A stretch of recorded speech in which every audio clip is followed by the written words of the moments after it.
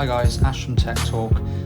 Today I'm just going to do a quick comparison between a couple of modern budget phones against an older flagship. So over on the right we have the Xiaomi Redmi Note 9, then we have the Realme 7, and then we have the Huawei P20 Pro. So the Huawei P20 Pro was launched in March of 2018, so 3 years old now, but it was a phone that came with a few firsts. It was the first phone to come with a triple lens camera setup, and it was also the first phone to come with like a gradient color design, which a lot of companies seem to have copied. Definitely the multi-lens camera setup, as you can see on these other two here. So I'm just going to go through a couple of specs with each one, just to sort of see how they compare these days. So over on the left, the P20 Pro comes with the Kirin 970, which was Huawei's in-house chip. It was a 10 nanometer processor, nice and powerful. I remember when they were advertising the Kirin 970, there was a lot of advertising and teasing on these new AI capabilities and that sort of stuff, which obviously every company has now followed as well. And over here we have the Realme 7, which has got the MediaTek Helio G95. That's a 12 nanometer processor. And then in the Xiaomi Redmi Note 9 we have the MediaTek Helio G85, so which is the step down from the G95 in the Realme 7. That's also a 12 nanometer processor as well. Another thing that Huawei did with the P20 Pro when it came out is it put a very large battery in it for that time. So back then it's a 4,000 milliamp hour battery was considered a very large battery. By today's standards, it's actually quite small, because both of these phones have 5,000 milliamp hour batteries or more. The P20 Pro offers 22.5 watt fast charging, what they call supercharge. The Realme 7 offers fast charging as well. That's at 30 watt dart charging, which they claim they can get the battery from 0 to 50% in 26 minutes. And the Redmi Note 9 has 18 watt fast charging, so it's not quite as fast there. Color wise, the P20 Pro, like I say, comes in the twilight gradient color. It also came in black, gold, and do you know what? I can't even remember the other ones, so we'll just skip that bit. The Realme 7 comes in mist blue and mist white. And the Redmi Note 9, it advertised forest green, midnight grey and polar white, but I've got this in onyx black. So yeah, there's a few different colours on each of the phones there. The P20 Pro, there was a big hoo-ha when that came out because it launched with a giant 40 megapixel main camera, which then introduced the 4-in-1 pixel binning to shoot out 10 megapixel photos. It also comes with an 8 megapixel telephoto lens and a 20 megapixel monochrome lens. And on that 40 megapixel lens, they put a very large sensor on there, which was another thing for them that they were very proud of. But now, 40 plus megapixel cameras are the norm. So on both the Realme and the Xiaomi, you both get 48 megapixel main lenses, which also do the pixel binning, so they shoot out 12 megapixel photos. But they also come with 8 megapixel wide angle cameras, and then basic 2 megapixel macro and depth sensors as well, which is very, very common on budget phones. So I mean, in terms of day-to-day running of all of them, the Realme 7 and the Xiaomi Redmi Note 9 do run very, very well. But the P20 Pro is also still pretty quick in terms of everything that it does. You are looking at things slowing down a little bit. With the AI processor that they're talking about when it was launched, the Kirin 970, they saying that it will learn your habits on your phone, so it runs smoother.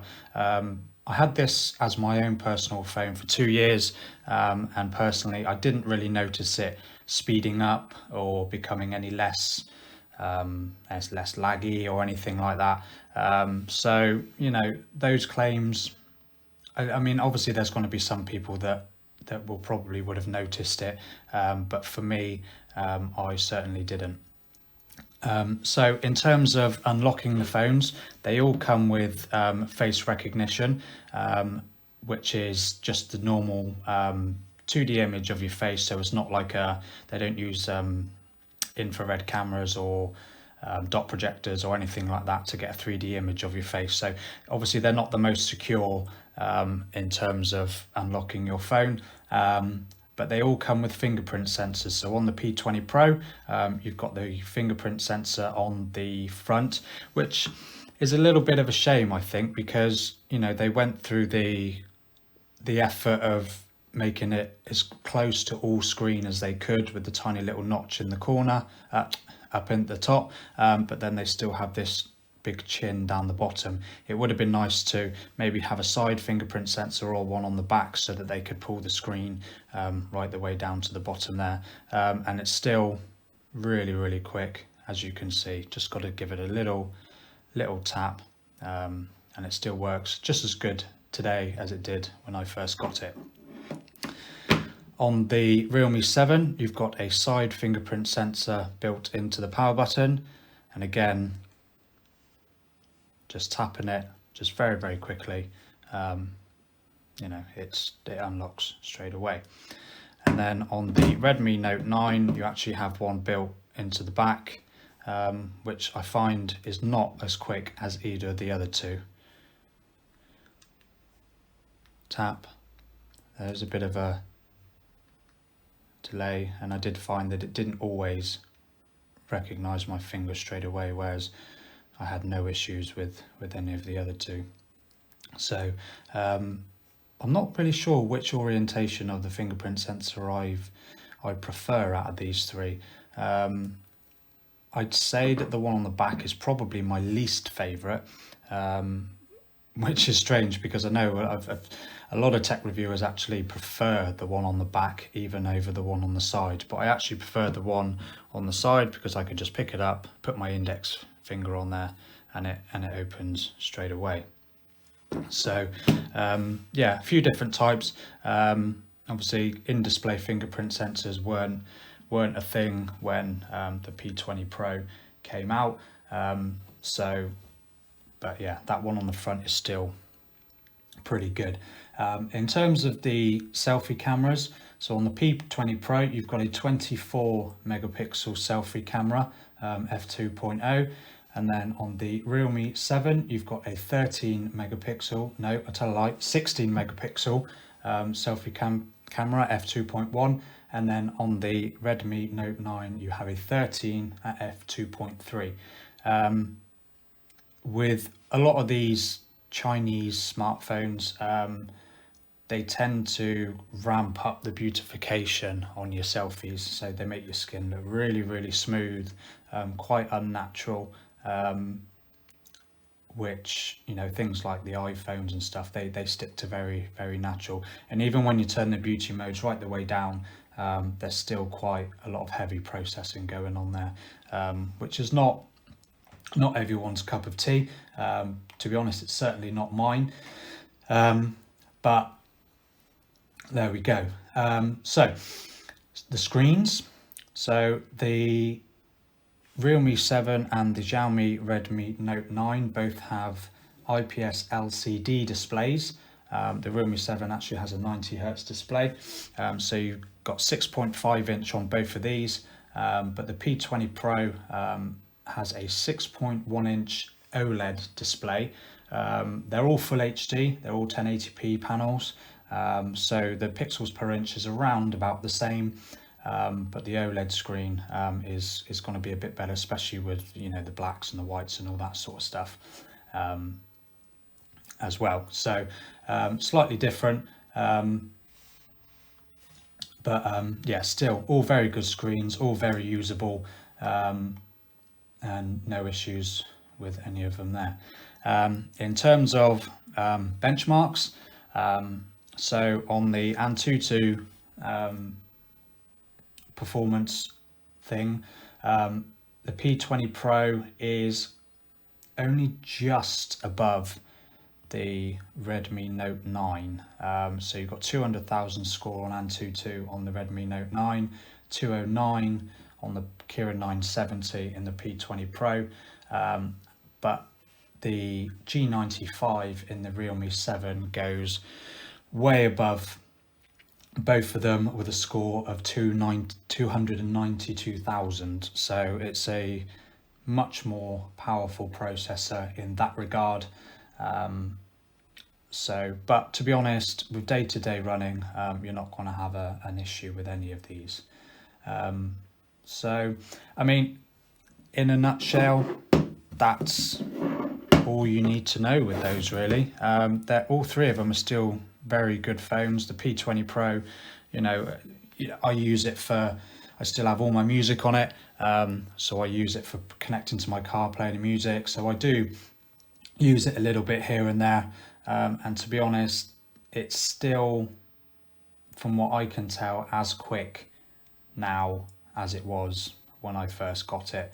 I've not had any issues with it since I had this replacement one. So at the beginning, when I originally upgraded to it, I had one unit that had a faulty charging port. It didn't do the supercharging properly.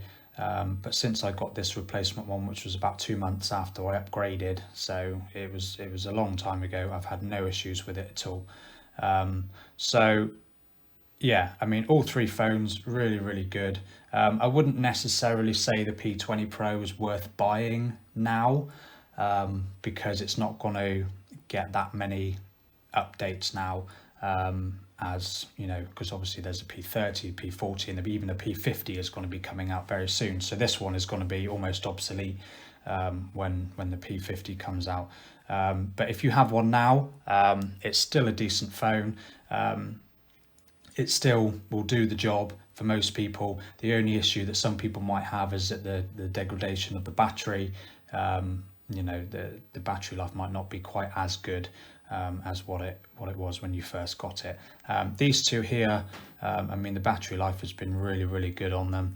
I tend to find on the weekend, if I'm using them, the battery lasts much, much longer, because when I'm at work, my phone is constantly searching for signal, because I don't have a lot where I work. So that's going to obviously drain the battery a bit quicker, the 4G constantly looking for signal. But on a weekend, I could easily get 2 days out of it with moderate use. So yeah, either of these phones, if you've got one, you've got no reason to upgrade. But yeah, I wouldn't go out and buy a P20 Pro now, because it's just, you know, 3 years old. It's probably not worth it. But these ones, you know, they're a year-ish old. That one came out almost this time last year, and that one I think was September, October last year. So those ones are still worth buying. Although, you know, the Redmi Note 10 and the Realme 8 are released or going to be released very soon. So you know, that kind of puts the reasoning as to whether you should buy these and those, you know, into perspective. You have to obviously just compare the two. So yeah, that's that. A comparison between those, just out of curiosity, really. It's not really something that, you know, I expect everybody to want to kind of look into. You know, a lot of the older flagships tend to get forgotten about after a couple of years, if not sooner than that. So I was just curious as to how the older flagship would stack up against these two new budget ones. So yeah, there we go. Thank you for watching. I hope this was interesting. It certainly is for me. But yeah, if you could like and subscribe the video and the channel, that would be really helpful. More videos will be going up, hopefully on a regular basis. And yeah, thank you for watching. Have a good day. That's good.